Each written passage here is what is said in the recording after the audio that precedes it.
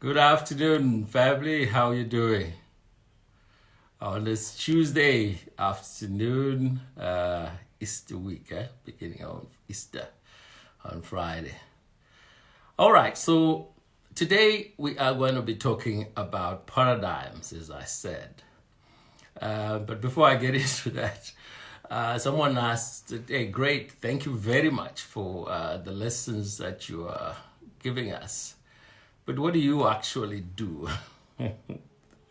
All right, so what do I actually do? My name is George Mutenda Zamera, and I'm a brain-based coach and also a Proctor Gallagher Institute consultant.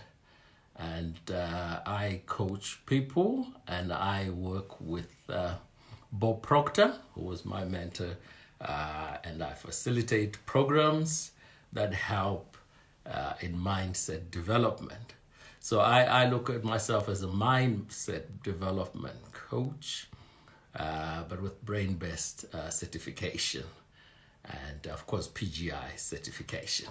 So that's who I am, and our business is called Vula and Law Consulting. So I thought I'd put something in the background here so that you know. All right, okay. So today we are talking paradigms, and I want to emphasize one thing: that with paradigms, this is, in my view, what we'd call a foundational course or lesson. Because the rest of the stuff that we teach hinges on an understanding of your mind, your paradigm. And so conceptually and I suppose intellectually, it's not the most difficult subject to understand. It's how you apply what you learn that becomes critical as you seek then to change to become a better person. Everybody can get better. It doesn't matter what field you're in, whether you're a sportsman, an academic, businessman, you can always get better. And what this program does is it helps you to become probably conscious competent. Helps you to become conscious of the things that you need to do and how your mind works and how your emotions then link to the way you behave. And so it's really a foundational program. Okay, so today we will deal with part one of it. I really didn't want to do the whole thing in one sitting.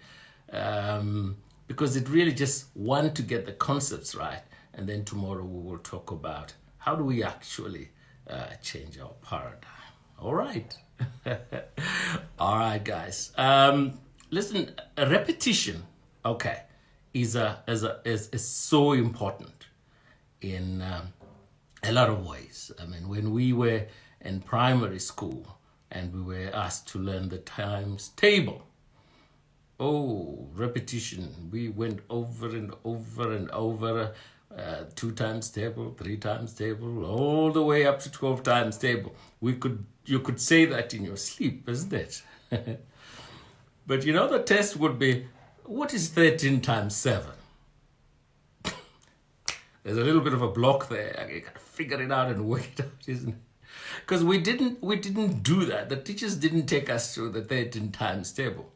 It was up to 12, and you went da da da da da. You could sing that, and when it comes 13, you can pause. Yeah, you'll figure it out. But repetition is important because with a surname like mine, 14 letters, I had to work very hard to get the full alphabet going. There was much repetition there, but you know what? It's how you learn, and then it becomes habitual. You don't even think about it. 4 times 4, everybody there can scream and tell me the answer. And so the brain then doesn't have to figure out things like that. So it is with the paradigm. So I remember at university, we had a study group when I was doing my studies there.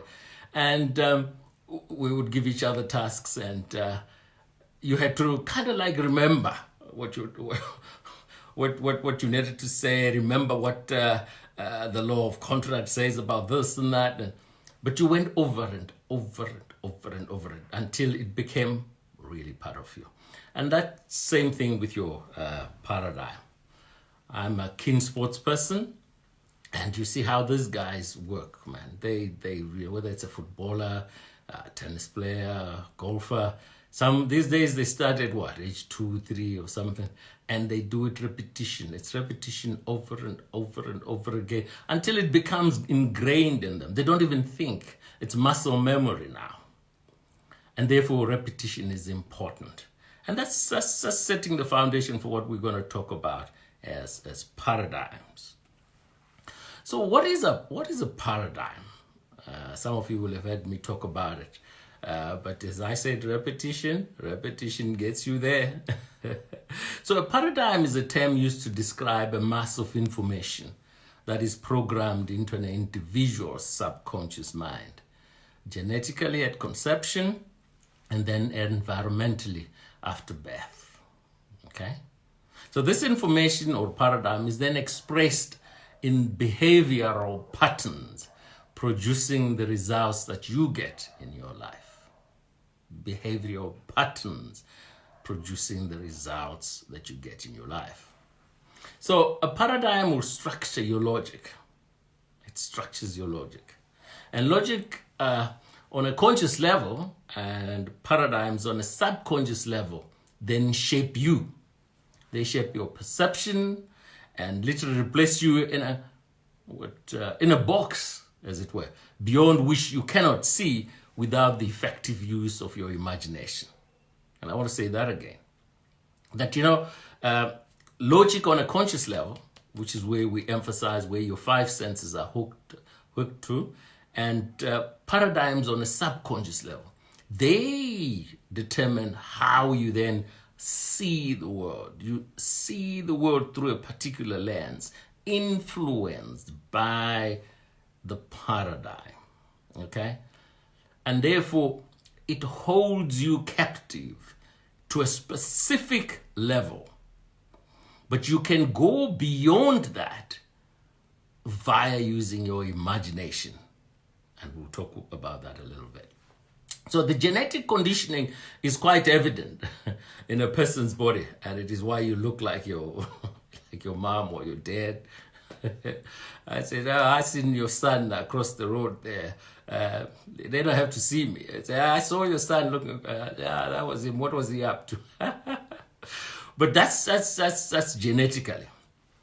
Unfortunately, the paradigm has such an enormous influence over the use of a person's conscious faculties. Even when you use your imagination, they will generally unconsciously use it in a negative manner against themselves.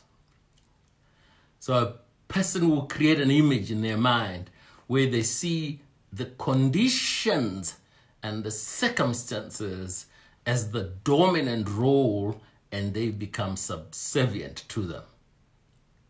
That's a very important point. I want to go over that again. You see, your mind will create and see the conditions and the circumstances around you as the overpowering and dominant force, which then forces you to become subservient to it. But hey, good news is that you can break out of that. You can break out of that.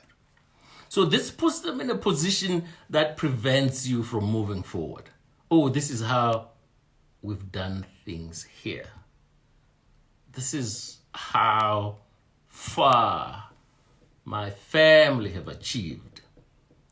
And nobody has ever come this far. So in order for a person to make a shift in logic and break out of that box now to freedom and to fly wherever you want to fly, understanding, courage, and determination are required. Understanding of how does your mind work? What are the possibilities there? and then the courage to break out of it. But not only do you need courage to break out of this, now you got to be determined to do it. Because getting this intellectually, understanding it intellectually is not difficult. But it's getting it done. That's where the challenge comes in. So, but this generally happens with the assistance of a coach or a mentor. Somebody who's going to work with you to set goals, to drive you. Because each of us on our own, hey, listen, it's never going to work. For the simple reason that there's a limit to which you can get, and you need that extra to get you across the line. So on a much broader level, right, if you're looking at a broader level, you can say that culture is a paradigm. Culture is really a group habit expressed in our lifestyle, right? So it is a mental program, this paradigm, that has almost exclusive control over our habitual behavior. And as you know, almost all our behavior is habitual, right? And paradigms are a multitude of habits passed down from generation to generation. I like to use the word that it's a belief system. Those beliefs that you grew up, this is right, this is wrong. Mom says, this is right, this is wrong. Dad says, this is right. Invariably, that's your right or wrong as well. That is how you become who you are. And we will talk a little to say that it's not all doom and gloom. Some aspects of paradigms are great, fantastic. They're really positive, but they are the negative ones. Those are the ones you don't want. Those are the ones we're talking about. We want to change. So it's the way you view yourself, the world and opportunity, particularly opportunity. How do you see opportunity?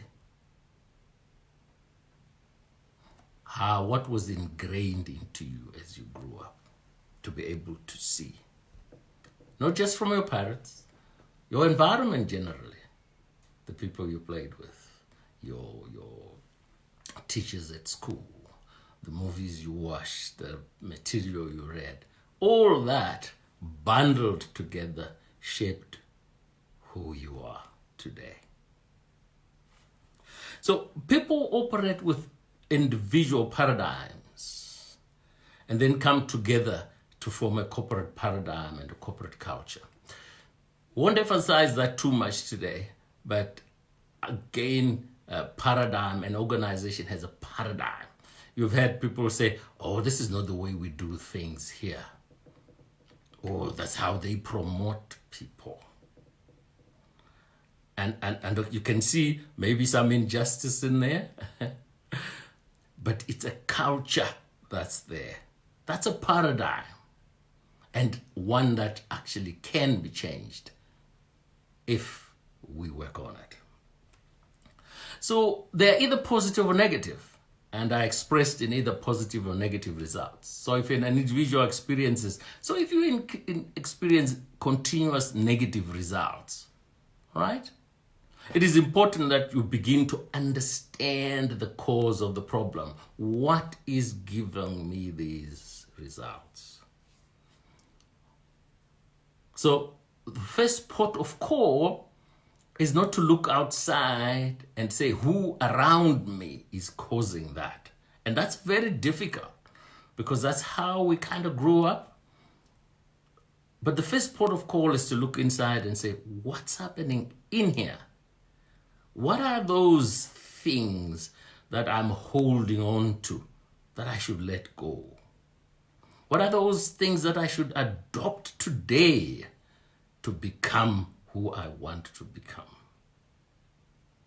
Because it's easy to look around you, but it's so difficult to look inside. And this is why on your own, it becomes really, really difficult. Because why? Your paradigm will give you blinkers. There's things you don't see as negatives. You have accepted them. I remember the other week we were talking and I said, people end up saying, oh, better the devil you know than you don't. And so you accept what you know inherently is wrong, but you know it. Your body now feels and understands it. And therefore, it's okay. But you know it isn't. You know it isn't. So what do you do to change that? What do you do to change that? So becoming aware of a paradigm and their limiting ability is not going to change your situation. Becoming aware of them, but it's a first step. You know that a journey of 1,000 miles begin with one step. So you take that one step, understanding your paradigm and the things that are limiting you. What are those things? Let's understand them. So at this point, once you become aware of what's holding you, you now want to become aware of how do I alter those things. And so in the programs that we have, you got to work out using worksheets, etc. But that's a discussion for another day. But realizing your paradigm is a multitude of habits, and habits require a considerable amount of attention and discipline before they are changed. The question then becomes, which habit should we work on and how do we change it? And so as a sports person myself, when I started playing golf, and I want to be honest, guys, I say golf, but I'm not like Tiger Woods and all those things. I spend a lot more time in the bushes. I remember some time ago, a caddy got frustrated with me hitting the ball all over. And I'm saying, we've lost another ball. Where is it? And he says to me, sir, if only you could hit it straight down, it will be easier to find. Well, there you go. But you see, it's working at it. Which habit should you change? So when I went to see a coach, I says, okay, well, listen, there's so many things wrong here. But let's start with 1, 2, because you can't change 10 habits that are wrong at the same time, because that's not going to work. It took you years to get where you are. So you want to let's identify which one, George, will give you 80% return. So you then say, all right, let's tackle this one, because you need then to identify a specific one. So at this stage, it is important to note that there are 2 parts of the mind that we will focus on as we work to try and change your paradigm. And as I said earlier, remember there's positive aspects of paradigm. We're not going to worry about that. We're just going to worry about the negatives, the ones that are preventing you from taking the next step and becoming the person that you want to be. That's what we'll be looking at. All right. So one part of your mind is the conscious mind, and the other is the subconscious mind. The conscious mind is connected to the world around us through our senses, right? We see, we smell, we taste, we touch. That's the conscious world. That's what was developed extensively as we went through our education system. We figure things out, we understand, we work problems out, we're logical in the way we deal with things. But the subconscious mind is the part of the mind that expresses whatever is impressed on it. Expresses whatever is impressed on it. So that expression is what we refer to as your doing. Those are the habits that you have. Right? So your conscious mind, right? You're figuring things out. Hey, I'm late, da. Your subconscious mind is the one that's, if you look at an iceberg, that's the 9/10 of that iceberg. That's where everything is. Everything that you ever did in your life is in there, sits in there. And all those things you hold dear, they sit in there. Now that drives you. That's the one that drives you. And so the doing, you can figure things out here. Oh, I understand that. And they say, so why aren't you doing it? I'm not too sure why I'm not doing it. We need to work on your paradigm for you to then align what you figure out and what you actually do. As I said, on Thursday, we will talk about aligning your beliefs with your behavior. All right? So at times we do things we do not want to do, but do it anyway. This is because the paradigm in the subconscious mind is controlling our actions and our behavior. Eventually you say, listen, this is me, man. I've been doing this for whatever number of years, etc., etc. But you and I know that's not okay. You know it's not right. I know that's not right. So for a person to experience permanent change, okay, as I come to a close, for you to experience permanent change in your personal and professional life, there must be a change in the primary cause of those results. What's causing those results? We want to change that. So a common error is trying to change results by changing behavior. You quickly, okay, I won't do this anymore. When this happens, yeah, some change happens, but generally that's temporary, right? Although behavior causes results, it is a secondary cause. The primary cause is the paradigm. That is the one we need to attack.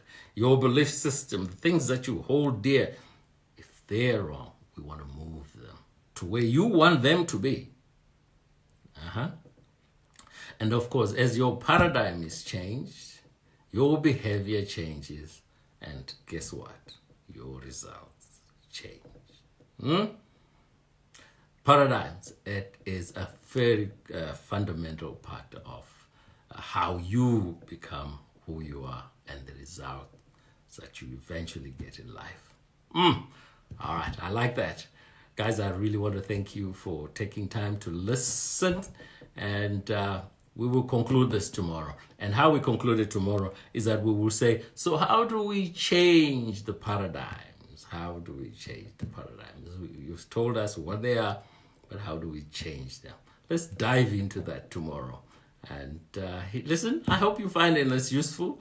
I quite enjoy sharing it with you, and hopefully it adds value to your lives, and you can actually pick it up and run with it and be the person that you've always wanted to be. All right? Okay, guys, take good care of yourselves. Stay positive, and be the best that you want to be. All right.